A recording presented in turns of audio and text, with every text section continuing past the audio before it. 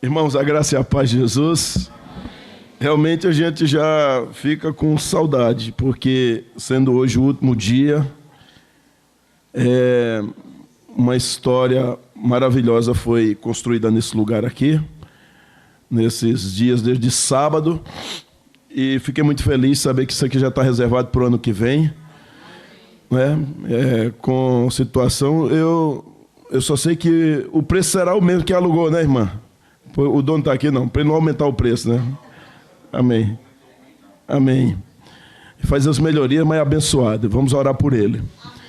É assim que faz. E eu vou saindo daqui levando uma história para o meu coração, para a minha vida.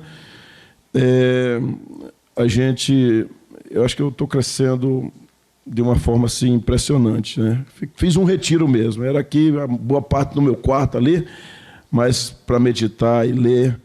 E eu vou voltando bastante realizado e feliz com a presença do Espírito Santo nesse lugar.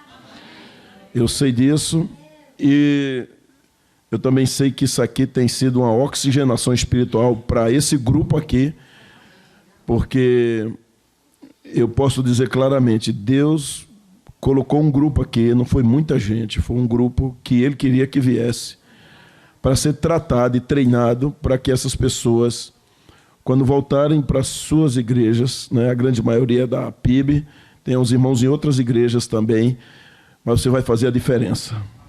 Vai fazer. Então, algumas coisas não dará mais para andar com você, falar mal dos outros, isso não existirá mais na vida de vocês. A língua de vocês serão línguas convertidas para levantar pessoas, para a glória do Senhor. Os ouvidos de vocês serão ouvidos tratados, para quando alguém vier falar uma fofoca, contar uma história velha, você fala assim, para aí, irmãos, a gente vai orar agora. Vai mudar essa história. Isso vai acontecer. Porque eu quero entender que você está saindo daqui muito mais maduro. Aquelas feridas velhas que você veio para cá e arrastando durante décadas ou anos, você acabou com elas, porque você passou por uma asepsia geral do Senhor nesse lugar. Então você tem agora o direito de viver cheio do Espírito Santo, de ser feliz, de ser um obreiro, de ser um ajudante dentro da sua igreja. Primeiro, você é filho. Segundo, você é servo. Esse é o caminho. Primeiro, o Senhor nos arregimentou como filhos. Antes de chamar a gente de servos, Ele nos tornou filhos. Mas depois de filhos, Ele deu a você uma bacia e uma toalha para poder limpar os pés empoeirados da outra pessoa. Isso é um grande desafio. Irmãos, é tempo de igreja madura, de homens maduros. Assim, às vezes as pessoas guardam ranço dentro do coração, né? Não, porque aquele pastor, naquele tempo, já era, passou. Você não vai mais viver isso. Você vai viver hoje e dizer assim, hoje. É interessante porque na história de Deus não tem o passado. Deus é atemporal, né? É uma história só. O ontem, o hoje e o sempre. E nós andamos também no tempo kairós de Deus. A gente vive no outro tempo. Esses dias aqui eu tenho meditado sobre isso, né? Você não tem que perder a sua comunhão por causa daquilo que acha. Por exemplo, ansiedade é uma desgraça. Porque a ansiedade é você se esforçar para manter no controle aquilo que você não tem controle. É um negócio terrível. Você fica sofrendo por algo que você não tem. E você não consegue, rói as unhas, dá dor de cabeça, dor de barriga, taquicardia, medo. E você não controla a ansiedade, mas você fica agarrado com ela. Por isso que a palavra de Deus diz assim, não andeis ansiosos por nada. Ande curado, ande livre. Então, assim, nós somos chamados para poder fazer um upgrade. Eu falei de uma fé maior, de buscar o Senhor em águas profundas, de ter um coração sarado, curado, de poder andar cheio do Espírito Santo, mas é de verdade. E o Senhor quer que o seu povo faça essa diferença.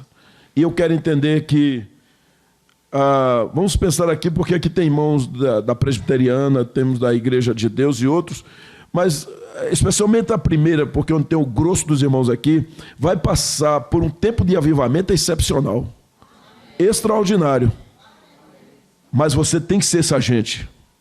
O Espírito Santo é quem vai fazer, mas você não pode impedir o Senhor. A incredulidade, algumas coisas têm que ficar para trás. Eu quero continuar no mesmo texto que comecei de manhã, quero encerrar hoje à noite, em 2 Reis.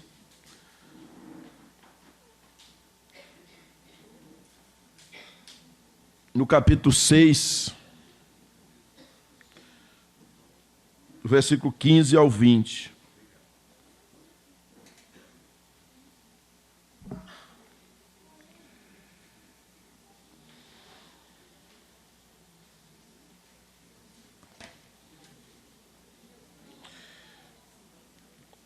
E diz assim a palavra de Deus, 2 Reis 6, 15 a 20. Eu falei 2 pontos hoje de manhã, vou falar mais 2 agora à noite, e a gente fecha essa mensagem que é vencendo, não é, a cegueira espiritual, enxergando pelo Espírito. Diz assim, e o servo do homem de Deus se levantou cedo e saiu, e eis que um exército tinha cercado a cidade com cavalos e carros. Então seu servo lhe disse, ai meu senhor, que faremos? E ele disse, não temas, porque mais são os que estão conosco do que os que estão com eles. E orou Eliseu e disse, Senhor, peço-te que lhe abra os olhos para que veja. E o Senhor abriu os olhos do moço e viu, eis que o monte estava cheio de cavalos e carros de fogo em redor de Eliseu. E como desceram a ele, Eliseu orou ao Senhor e disse, fere, peço-te esta gente de cegueira. E feriu de cegueira conforme a palavra de Eliseu. Então Eliseu lhe disse, não é este o caminho, nem é esta cidade. Segui-me e guiar-vos-ei ao homem que buscais. E os guiou a Samaria. E sucedeu que, chegando eles a Samaria, disse Eliseu, ó Senhor, abre a estes os olhos para que vejam. O Senhor lhes abriu os olhos para que vissem, e eis que estavam no meio de Samaria. Senhor, em nome de Jesus, me ajuda nessa noite a, mais uma vez, falar desta palavra, que é a Tua palavra, ao coração das minhas irmãs e dos meus irmãos. E o Teu Espírito Santo, Senhor, assim como nos outros dias, encontre um coração absolutamente mole, quedado à Tua vontade, para que eles aprendam mais de Ti, nessa grande escola que é da Tua palavra. Ajuda-nos e me usas em nome de Jesus. Amém. Gente, eu falei uma lição de manhã hoje, nesse texto, de Eliseu, o seu moço, não é? E um país que estava invadindo, para pegar, para prender Eliseu, para matar, para que não se descobrisse a tramóia que tinha da Síria de invadir o reino do norte, invadir Israel. E a primeira lição que nós tiramos aqui é que a cegueira espiritual nos impede de ver as coisas como elas se discernem espiritualmente. Foi a primeira lição hoje de manhã. A cegueira espiritual. Você não consegue enxergar como Deus está mostrando e discernindo. E Jesus falava muito por parábola. Ele, num certo momento, ele falou da semente que o semeador saiu a semear, né? E uma semente caiu no caminho, outras espinhos, outra na pedra e uma da boa terra. E eles não entendiam. Daqui a pouco ele reuniu os discípulos e explicou como era a semente, sendo a palavra, caindo num coração duro, caindo num coração que não deixava penetrar e logo se dissipava. Caía num coração que as pessoas estavam presas aos prazeres do mundo e de repente esquecia a palavra. Mas finalmente um quarto daquela palavra, 25% daquela palavra, ela caía num coração que rasgava-se para o Senhor. E então, o Senhor falou muito isso, depois ele dava o discernimento. Eliseu, ele também aqui traz essa palavra, porque nós, quando não conseguimos discernir as coisas espiritualmente, a gente não vê elas pela dimensão do Senhor, mas a gente enxerga pelo concreto. E há uma necessidade de que nós enxerguemos as coisas espiritualmente, porque antes nós éramos pessoas naturais. E a pessoa natural enxerga tudo, é possível, não dá, será que dá certo? E às vezes algumas pessoas de Deus olham com o mesmo olhar do perdido.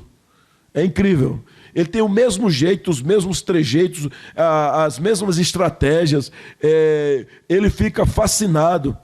Nada contra coaching, nada contra administração, nada contra pessoas que estão nessa área. Eu também gosto, eu estudo, me envolvo também com isso, mas a estratégia espiritual não se dá por esse caminho.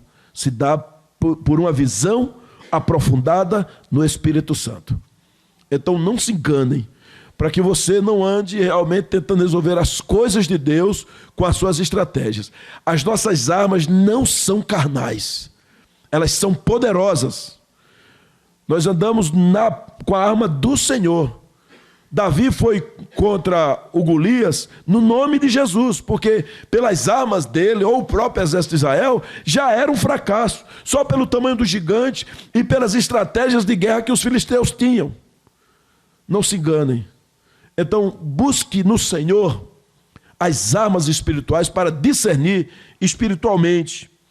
Uma outra lição que eu falei é que a cegueira espiritual, ela impede de que nós possamos usar os recursos que Deus deu. Uma coisa é o discernimento, a outra coisa são os recursos que Deus coloca a nosso favor.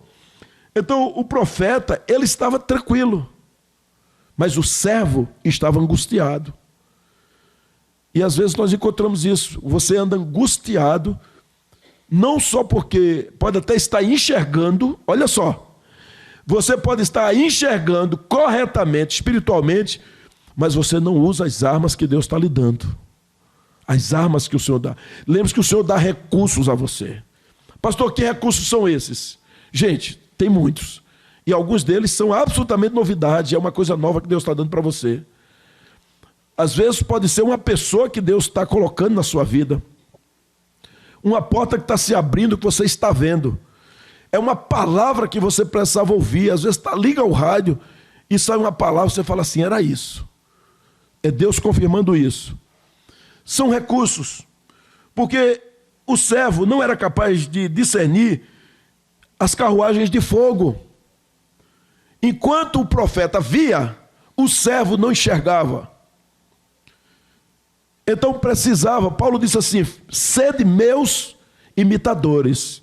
Paulo estava dizendo, enxergue como eu enxergo, utilize as armas que eu utilizo. Por isso que você precisa se aprofundar muito mais. Então, impossível ver os recursos de Deus que já estão à nossa disposição quando você está num processo de, uma vida míope espiritual. A vida míope espiritual. Por não perceber, você começa a bater cabeça com cabeça. Vamos aqui. Há um problema para resolver. Hoje tem um problema de uma aliança para achar. As pessoas se escavam, tal. Alguém teve a ideia, vamos orar. É um recurso a seu favor. É um recurso. Outro momento é que você sabe que Deus está mostrando, mas você está tão ansiosa, tão ansioso, que você não espera, já se atropela na frente e toma uma atitude. E às vezes a vitória estava ali, pertinho. Mas uma palavra, um gesto, se precipitou, foi lá no local quando não era para ir, e o Senhor está dando outros recursos. Por isso que havia conselhos. Por que é que o reino de Israel foi dividido? Porque o filho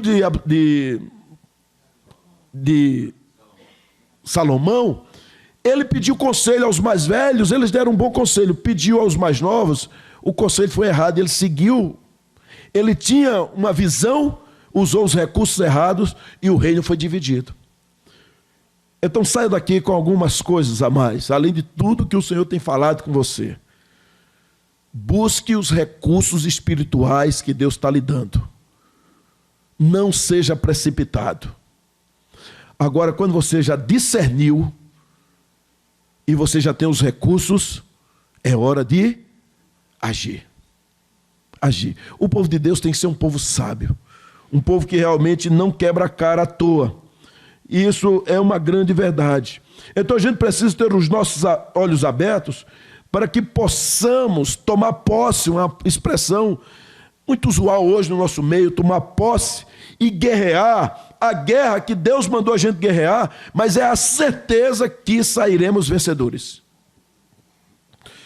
Uma outra lição que a gente tira aqui, e essa é nova, versículos 18 e 19, diz assim: e como desceram a ele, Eliseu orou ao Senhor e disse: fere, peço-te, essa gente de cegueira. E feriu de cegueira conforme a palavra de Eliseu. Então Eliseu lhe disse: não é este o caminho, nem é esta a cidade. Segui-me e guiar-vos-ei ao homem que buscai. E os guiou a Samaria. Eu vou pegar essa história aqui e vou trazer para o nosso meio, porque o povo o inimigo, os assírios ali, aquela nação, não era uma nação convertida. Mas eu quero pegar o que aconteceu com eles para pensar na nossa vida. Uma lição aqui é que a cegueira espiritual, ela impede de andarmos no caminho correto. Irmãos, não é difícil de errar, não. Sabe por quê? Porque a porta é larga para você tomar 1000 decisões. É uma estrada larga. Tomar a decisão no caminho estreito, muitas vezes parece uma contradição. Não é uma coisa tão fácil de viver. Então, não é que eles ficaram cegos de uma cegueira que não viam mais nada. A cegueira que Eliseu orou para que eles não enxergassem, era uma cegueira em que eles não conseguiam entender nada. Olhavam assim para as pessoas, viam, mas ficaram abobalhados. Não sabiam onde estavam. O homem espiritual, a mulher, ele está lá na faculdade, está dentro da família, está no casamento, mas está ligado. Eu o tempo todo, dentro de casa, não fico com aquela neurose, nem psicose. Mas eu fico observando os movimentos da minha casa, dos meus filhos, da minha esposa, dos meus vizinhos, porque eu estou na dimensão espiritual. Então não posso estar olhando o mundo com os mesmos olhos das pessoas que não têm a Cristo. Onde quer que eu esteja, se eu estou no aeroporto, numa rodoviária, estou andando, eu tenho que olhar as coisas numa dimensão espiritual. Eu lembro uma vez que eu fui lá em Campina Grande visitar minha mãe e meu pai, e nós morávamos durante muito tempo no interior da Paraíba. Acho que até contei esse exemplo também, contei lá na igreja na PIB. E lá, a gente morava numa propriedade do nosso avô. E meu avô decidiu vender a propriedade que nós morávamos. Minha mãe tentou comprar e não conseguiu por causa de não ter dinheiro. E havia, assim, um tio meu que fazia um esforço muito grande para que meu avô vendesse aquela propriedade. Então vendeu, ele ofereceu uma outra propriedade perto dele para morar, mas minha mãe, ferida, meu pai chateado, disseram: não, nós não iremos. Então decidiram ir para a cidade, homens do campo, um homem e uma mulher do campo, e foram morar na cidade. E lá minha mãe conseguiu uma fazenda para o meu pai administrar, e então passaram alguns anos administrando uma fazenda grande, e minha mãe conseguia administrar com os números, que ela tinha um bom conhecimento, e meu pai mais na área prática de cuidar dos rebanhos. Então, os anos se passaram, meus avós morreram, e agora, uns 4 anos atrás, há uns 3 anos, ou um pouco menos, eu disse assim para minha mãe: eu gostaria de voltar lá na propriedade onde a gente morou.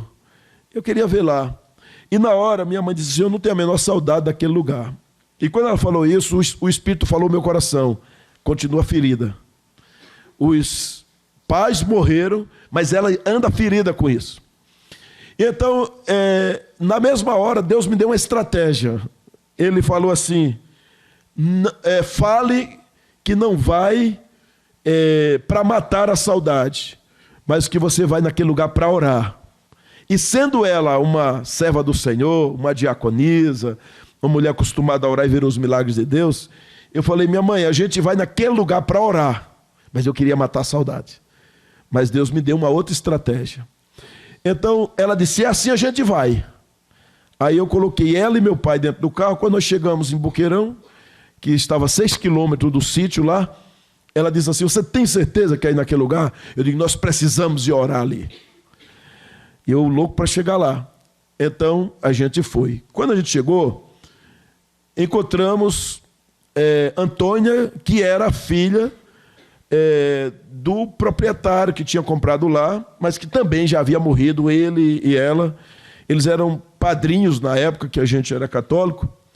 E então aconteceu um fato, que minha mãe estava ali, e eu fiquei olhando a casa, o quarto onde eu dormia, o local onde eu tinha minhas gaiolas de passarinho, ainda tinha um resto do curral onde meu pai tirava o leite das vacas, eu muito pequeno, e pegava ali o leite para beber. Começou a bater aquela saudade, eu vendo o leito do rio lá, mas só areia. E foi passando aquele filme.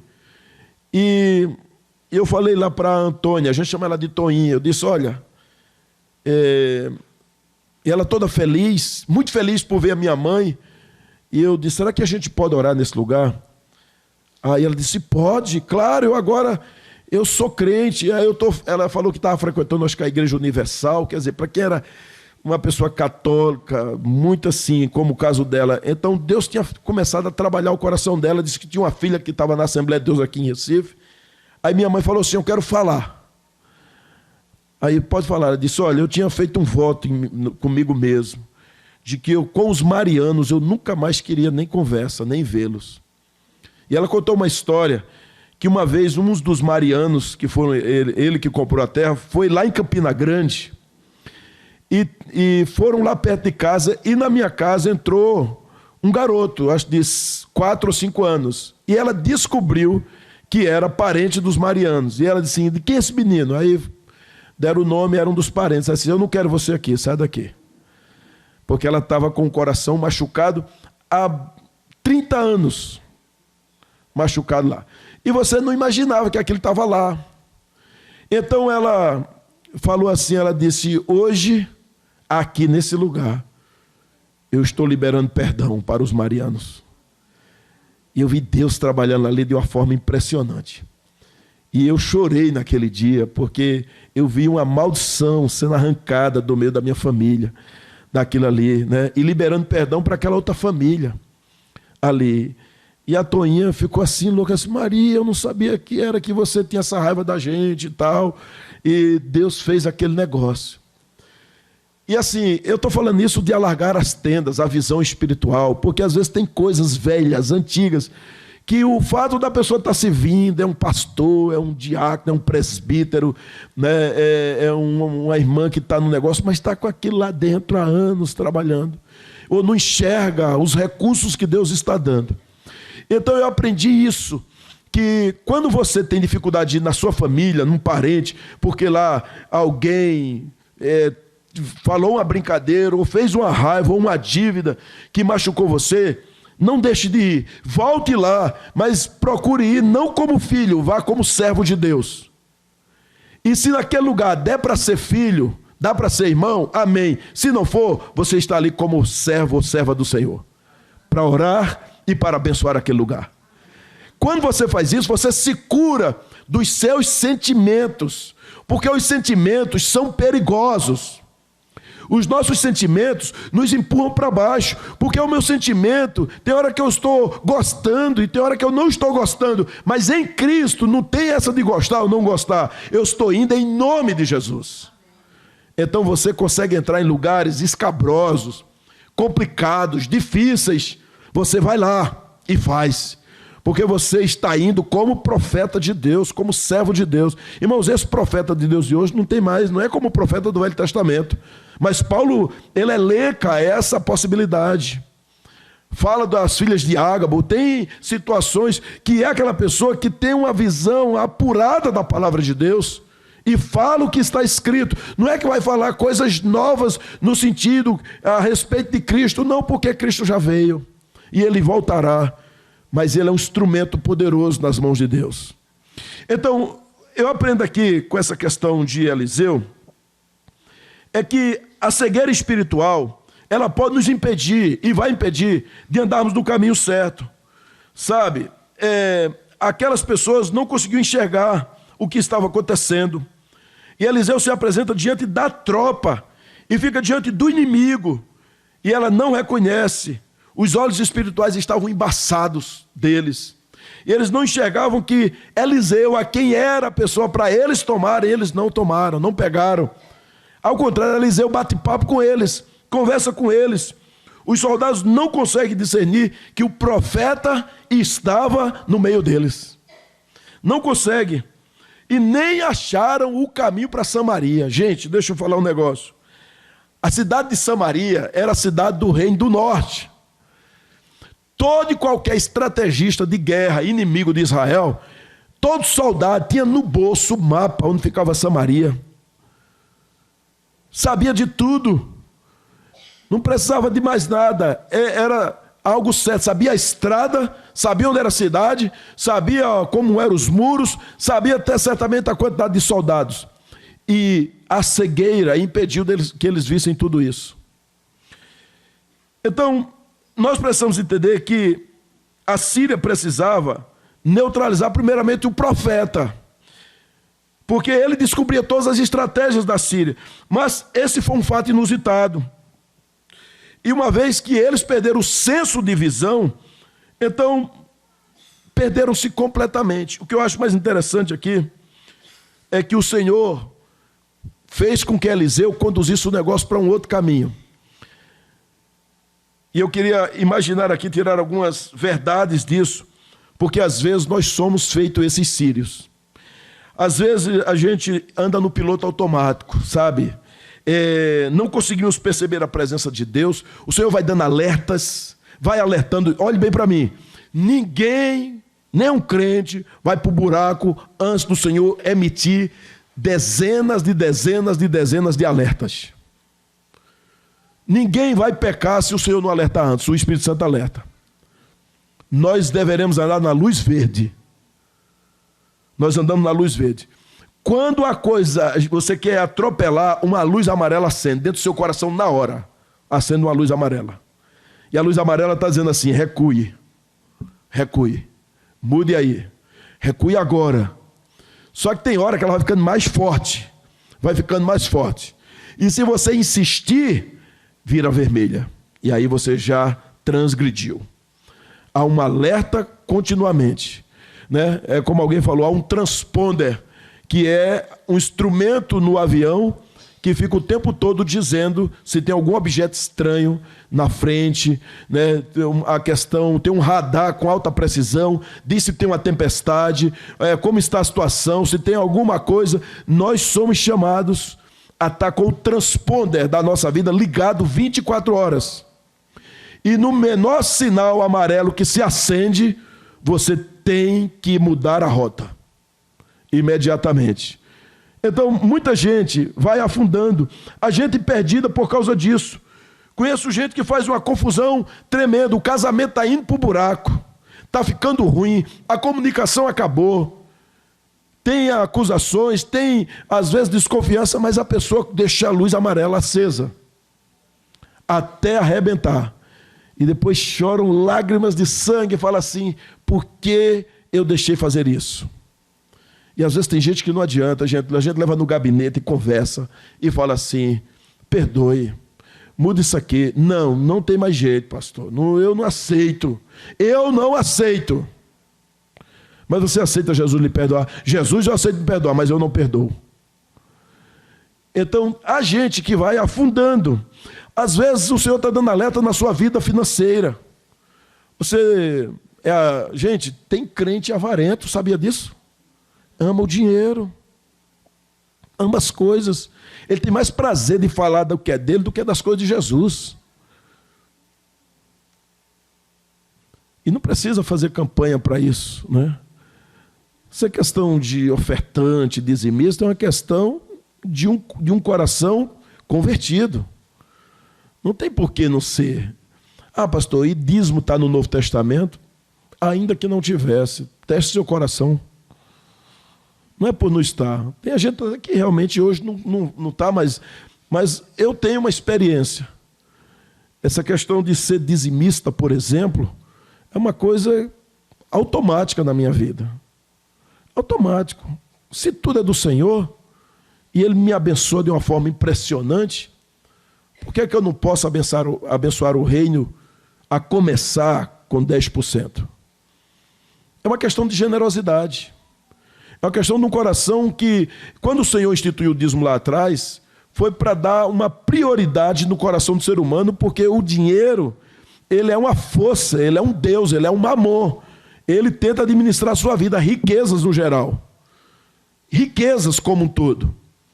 E nós não temos nada. Mas às vezes o Senhor dá muitas coisas para você administrar.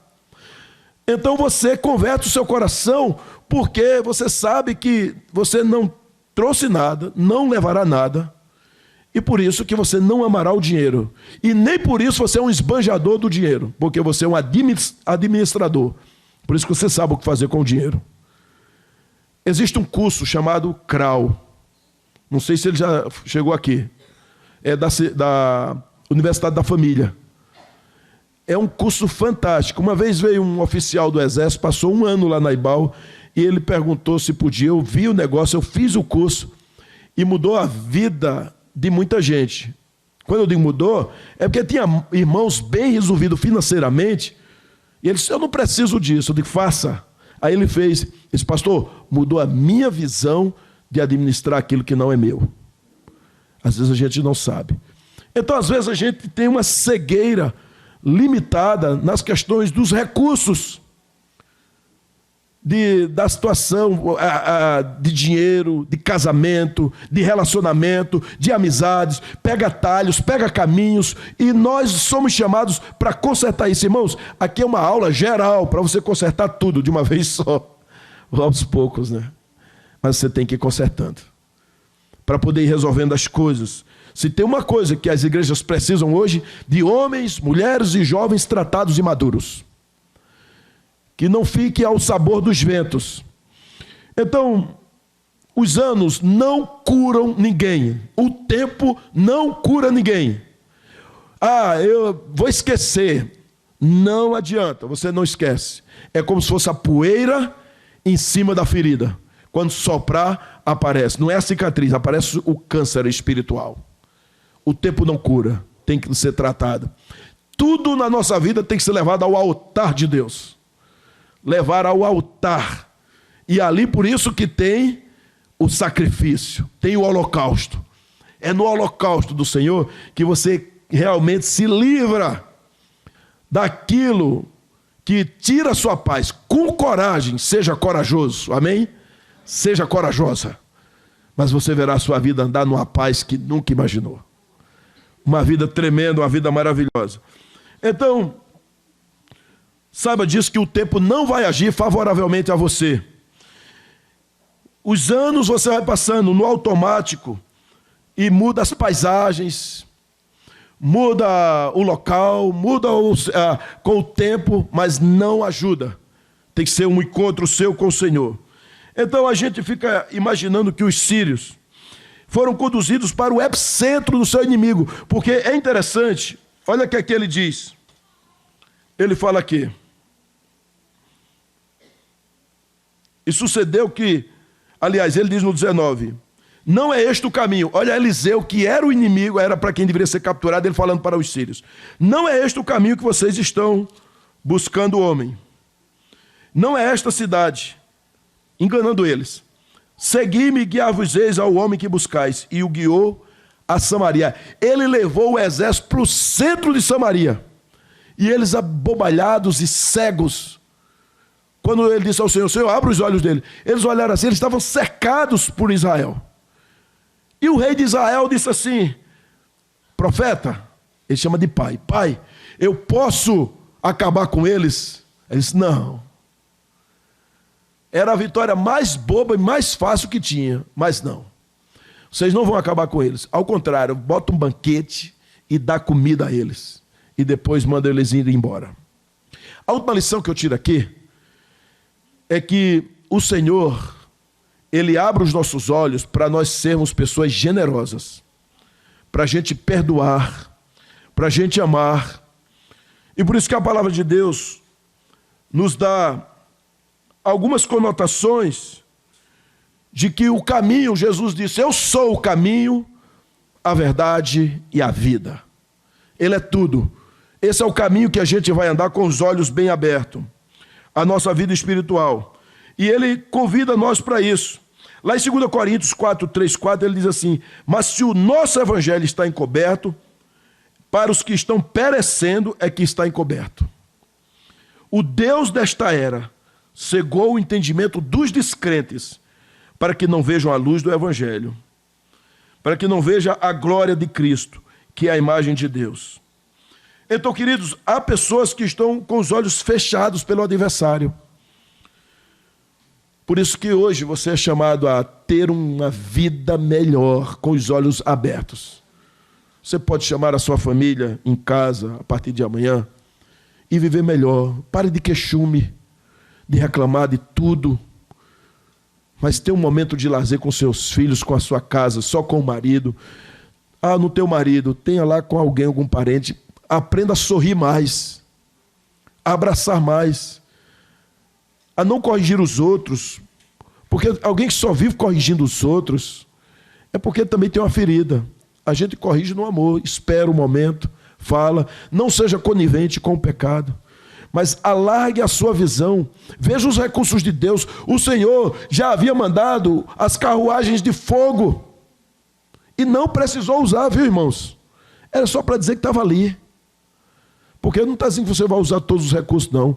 O Senhor está dizendo, eu estou lhe dando condições para você resolver sua vida. E Ele vai lhe dar mais ainda, para você crescer. Por isso, que, como diz Romanos 12, a partir do versículo 9, que o amor seja sem fingimento, amai-vos cordialmente uns aos outros com amor fraternal.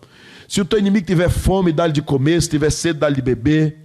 Não seja uma pessoa que se vingue, mas deixe que o Senhor mesmo faça isso. Ele diz que se você faz isso, brasas de fogo, ou seja, juízo virá sobre a cabeça dele. Não te deixes vencer pelo mal, mas vença o mal com o bem. E a marca da sua vida é o amor. Amando e vivendo uma vida diferenciada. O mundo é mau, mas nós poderemos viver bem. O Senhor nos chamou para prosperar. A prosperidade da graça dele na nossa vida. E as demais coisas vos serão acrescentadas. Amém, queridos? Vamos ficar em pé. Quero orar com vocês. Assim como de manhã eu orei pelos adolescentes e pelos jovens, hoje eu quero orar pelos pais, pelos casais, por aquela pessoa também que de repente está divorciada, está solteiro, passou já por uma série de problemas. Eu quero orar por vocês. E hoje são os jovens e adolescentes que irão estender as mãos sobre vocês. Então venham aqui à frente, todos vocês, esses que eu chamei mesmo, os pais, as mães, a mãe que é solteira, esteja aqui com a gente.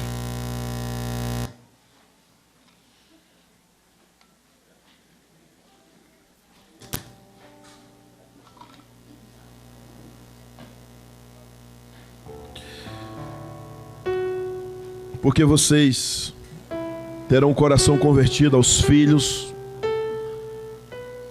Você pode dizer, pastor, eu não tenho filho. Você vai ter muitos filhos a partir de hoje. Além de ter pessoas que vão gerar mesmo no útero, mas tem pessoas que irão adotar. Pode adotar sem medo, porque a adoção é de Deus. Nós fomos os primeiros que fomos adotados pelo Senhor. E como eu falei, quando a gente levou, fomos lá para o interior, para o Amazonas, a Laísa, que nós casamos ela aí há alguns anos atrás, há 4 anos atrás, ela voltou com um desejo de maternidade muito grande, porque ela sempre dizia, pastor, eu não vou ter filho. Mas ela voltou com um desejo de maternidade, mas uma coisa ela disse, chegou em casa, falou com o maridão e disse: filha, a gente será que pode adotar? Conversou, chegaram a um acordo: pode adotar. E ela falou: pastor, a gente também vai adotar. Aí tem um outro casal lá que também disse: a gente vai adotar. A gente tem uma ilusão de achar que filho adotado vai dar mais trabalho que os nossos filhos. Eu conheço muitos filhos adotados que são bênção no Senhor. Como conheço filhos, às vezes, legítimos, né? Que às vezes dá um problema. Isso é uma luta que nós teremos com os nossos filhos. Tem pais aqui que estão lutando para os seus filhos voltarem. E a palavra é: não desista do seu filho. Nunca. Ele pode estar no prostíbulo, estar no crime, estar na cadeia. Você não desista.